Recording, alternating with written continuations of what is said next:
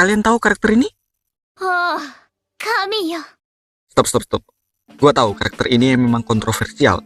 Tapi di balik animenya yang lucu dan menggemaskan, sebetulnya gua pengen ngedalemin si karakter Tanya ini. Gua pengen tahu gimana sih cara dia melihat atau mempercayai Tuhan itu. So, langsung aja ke pembahasannya. Oh ya, video ini bukan untuk semua orang ya, karena ngebahas tentang Tuhan. Kalau lu sensitif sama yang beginian, mending nonton video gue yang lainnya. Oke, let's go. Nah, di kota Tokyo sekitar tahun 2013 Masehi lah ya, ada seekor HRD yang kerjaannya itu cuma nurutin perintah perusahaan doang.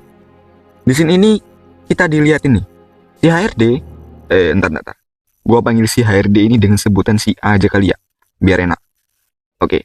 Nah, di sini nih kita dilihat ini, si A itu lagi mecat bawahannya dengan cara kasih tekanan ke bawahannya agar dia merasa bersalah sepenuhnya. Nah, menurut gua di sini tuh sebenarnya nggak ada yang salah, tapi pas di jalan kita diliatin gimana cara pandangnya dia terhadap kehidupan, atau bahasa kerennya itu adalah filosofinya. Intinya dia itu tipikal orang yang nggak peduli sama orang lain. Dia nggak peduli sama bawahannya yang dipecatnya tadi, apakah dia masih bisa makan atau enggak. Dia itu cuma nurutin perintah perusahaan doang. Dia tuh nganggap kalau misal nurutin peraturan perusahaan, dia bakal dijamin hidupnya gitu. Dia itu tipikal orang yang cari aman lah dalam hidup. Nah, pas dia nungguin kereta nih, pas mau pulang, dia nggak nyangka bakal ada yang ngedorong dia ke kereta yang lewat. Dan yang ngedorong dia itu adalah si bawahan yang dipecatnya tadi. Nah, disinilah awal pertemuan dia dengan entitas yang mengatasnamakan dirinya sebagai Tuhan. Oke, di sini gue mau ngebedah percakapan ini ya. Si Tuhan ngomong, kalau manusia sekarang itu udah menyimpang dari sifat manusia itu sendiri. Mereka udah kagak punya perasaan, udah nggak bisa ngebedain mana yang benar dan mana yang salah.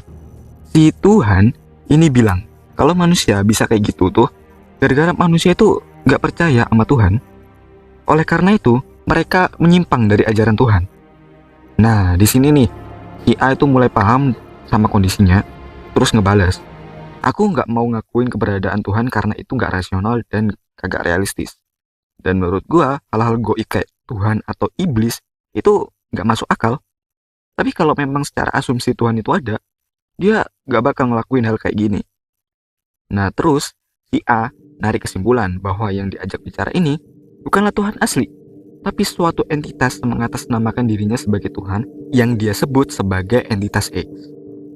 Nah, di sini kita bisa simpulin kalau si A itu adalah seorang ateis. Nah, ternyata dia benar kalau X itu bukan Tuhan asli, tapi sebuah keberadaan yang tugasnya untuk mereinkarnasi keberadaan manusia. Ya, 11-12 lah sama Aqua. Si A bilang kalau lu emang Tuhan, maka pikirkanlah setiap keputusanmu. Terus X balas, nanganin manusia sebanyak 7 miliar itu udah di luar kemampuan gua. Ngereinkarnasiin orang yang gak percaya sama Tuhan itu buang waktu sebenarnya. Terus A bales, kerja berlebihan itu adalah tanda dari kegagalan pekerjaan itu. Nah, maksud si A itu, kalau lu misalkan kerja sampai begadang nih, sampai berlebihan banget, itu berarti lu gak bisa kerja dengan efisien dan efektif, sehingga lu gak bisa nyelesain pekerjaan lu dengan cepat. Kalau lu gak bisa ngelakuin hal itu, berarti lu kagak bisa kerja. Itu maksudnya. Si A bisa ngomong kayak gitu karena si A sebagai HRD itu benar-benar kedalamin pekerjaannya, sehingga dia itu bisa gampang disayang sama perusahaan. Ya, bisa dibilang si A itu adalah orang yang perfeksionis, punya kemampuan intelektual yang tinggi, dan juga punya rasa tanggung jawab yang tinggi. Oke, lanjut. Si A di sini blunder. Dia ngomong ilmu pengetahuan itu bisa buat memenuhi kebutuhan manusia, yang berarti selama kebutuhan itu terpenuhi, gak bakal ada orang yang beriman. Itu berarti keberadaan Tuhan itu udah gak diperlukan lagi. Itu kurang lebih mirip kayak pandangan Stephen Hawking lah, yang menganggap keberadaan Tuhan itu ada karena kurangnya ilmu pengetahuan manusia terhadap alam semesta. Kalau menurut sejarah, ketika manusia menganggap ada keadaan di luar nalar, mereka, manusia, itu akan berpegang pada sebuah keberadaan yang dianggapnya lebih tinggi dan berkuasa dari mereka, yang mereka sebut sebagai Tuhan. X menarik kesimpulan bahwa selama kebutuhan manusia itu terpenuhi, ya kagak bakal ada orang yang beriman. Tapi kalau mereka hidup di lingkungan yang sulit, yang nggak bisa ditolong sama ilmu pengetahuan, ya mereka bakal ngebodohin sosok Tuhan. Si A sadar kesimpulan itu benar, tapi menurut dia, sebagai orang yang nggak punya visi dan selalu berpikir jangka pendek, rasa itu adalah kesimpulan yang terlalu jauh. Tapi pada akhirnya, X mereinkarnasi dia di dunia yang penuh kesulitan.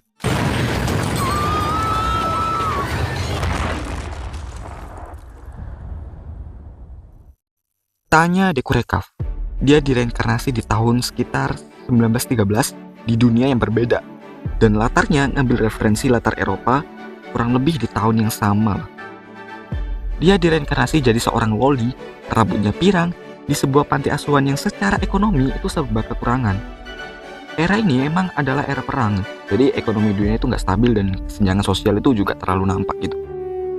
Sama seperti anime isekai lainnya ya, di dunia ini tuh ada yang namanya energi. Energi di dunia ini tuh adalah senjata yang dipakai negara buat perang. Dan Tanya punya energi yang besar. Dia sadar apa tujuan X ngereinkarnasiin dia. Oleh karena itu, sebagai bentuk perlawanan, di umurnya yang masih kecil, dia itu mau jadi tentara sukarelawan. Agar apa? Yap, agar dia bisa ngejamin hidupnya dengan mengabdi di pemerintahan. Masih sama lah ya kayak sifat dia di dunia sebelumnya. Sifat dan perilakunya juga masih sama. Pas jadi instruktur pelatihan nih, ada seorang bawahannya nih yang gak ngikutin peraturan yang dia buat. Ya, dia gak akan segan buat ngelukain atau bahkan ngebunuh dia. Gitu. Nah, ketika pas diserang sama kelompok asing nih, dan dia tahu bahwa bala bantuan bakalan sampai lebih lambat, dia jadi orang gila. Survival mode manusia itu bakalan otomatis aktif kalau misalnya nyawanya sedang terancam. Tapi Tanya berbeda. Dia masih bisa berpikir untuk mengatasi mereka semua.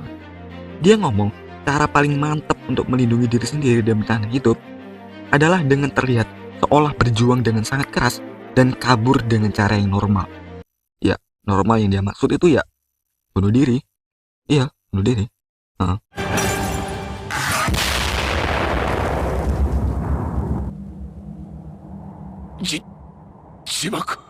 Tapi pada akhirnya dia berhasil nahan, walaupun kena luka yang cukup parah. Ketika dia minta buat mutasi ke garis depan, X muncul setelah 10 tahun. Kita nggak bisa lupa nih, si X reinkarnasi Tanya itu untuk ngebuat Tanya beriman. Tapi setelah 10 tahun, Tanya ya masih kayak gitu, nggak ada perubahan sama sekali. Jadi di sini X itu nambahin fitur ke dunianya itu, yang namanya adalah Deus Lovo, yang berarti kehendak Tuhan. Di sini ya Tanya ya sama kayak gue lah, kagak paham artinya apa. Ketika dia jalanin tugas terakhirnya di garis belakang, dia dijebak sama X. Karena permata yang diciptakan profesor itu belum sempurna, X ngasih profesor sebuah mimpi. Kalau misalkan Tanya menggunakan permata itu dan berdoa pada Tuhan, maka keajaiban akan terjadi. Dan semenjak saat itu, ketika dia di garis depan, dia selalu berdoa sama Tuhan.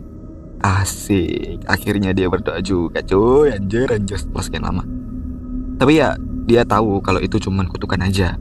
Jadi dia pakai itu ya cuman buat bertahan hidup aja sih, gitu.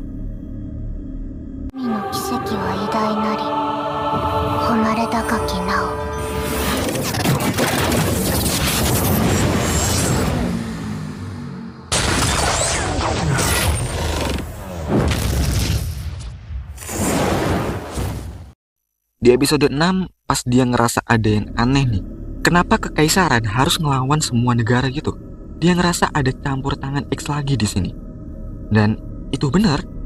Di menit 16.00, X balik muncul. Dia ngomong bahwa semua orang mengincar orang yang tidak beriman, yaitu kau. Perang salib besar akan terjadi untuk menghukum para penghujat akan dimulai. Intinya X itu ngebuat dunia yang ditinggali Tanya itu ngemusuhin dia gitu. Di sini emang X itu kayak terlihat seolah mau ngancurin Tanya.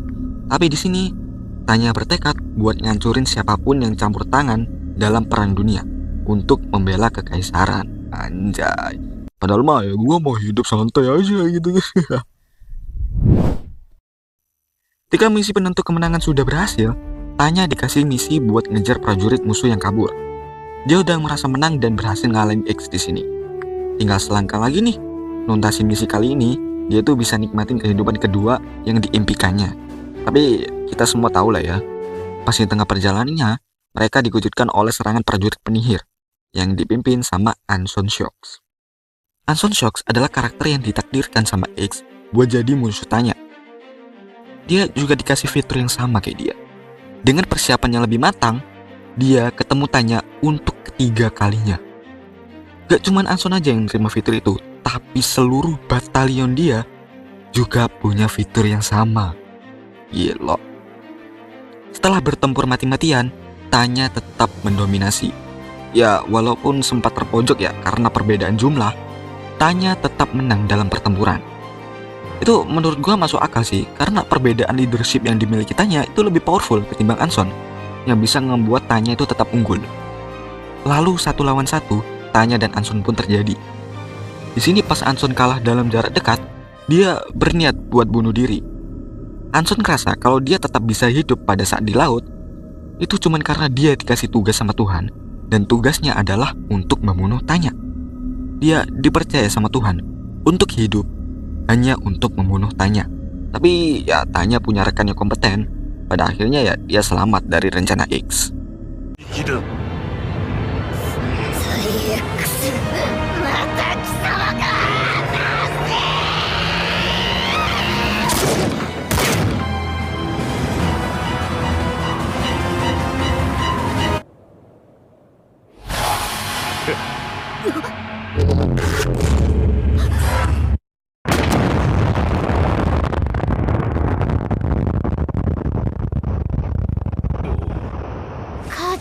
戦のはずがなんとも情けないな。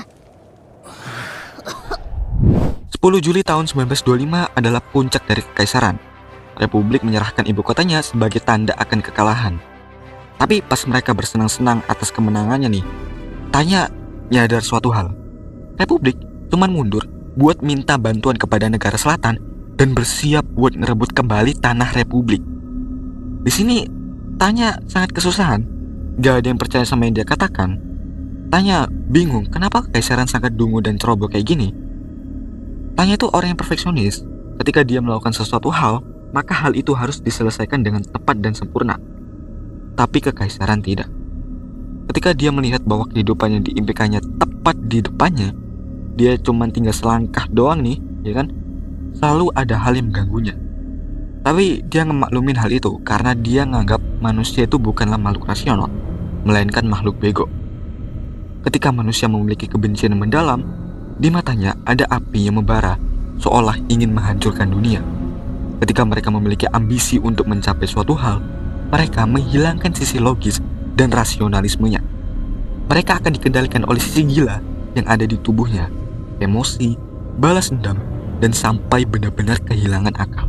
Tidak peduli dengan norma yang berlaku, adab sosial terhadap masyarakat, manusia akan melakukan segala hal demi kepuasan pribadi.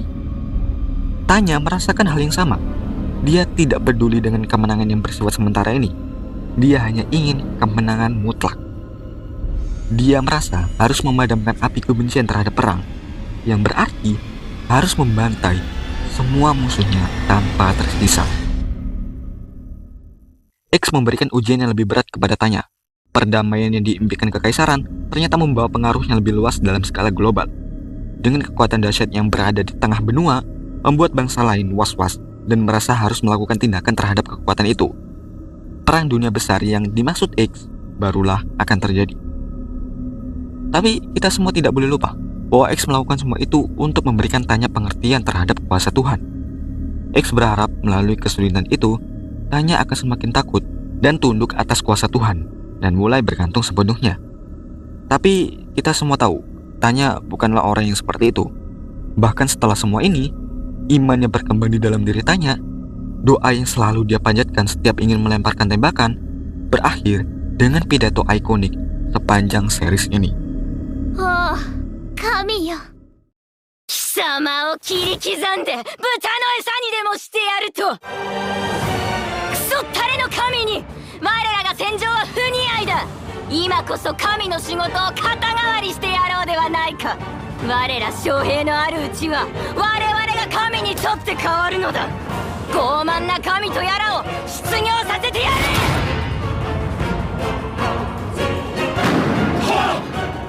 Penghinaan terhadap Tuhan adalah suatu hal yang kontroversial.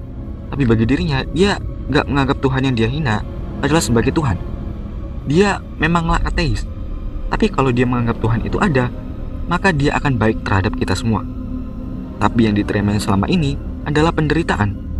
Dengan kata lain, yang dilawan oleh Tanya bukanlah Tuhan asli, melainkan sebuah keberadaan X yang mengatasnamakan dirinya sebagai Tuhan.